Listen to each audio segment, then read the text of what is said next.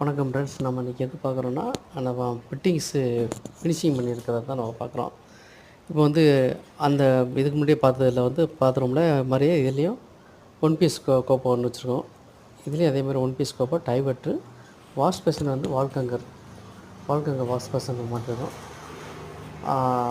டைவெட்ரு வந்து பேர் வேறு ஹை ஃப்ளோ தான்.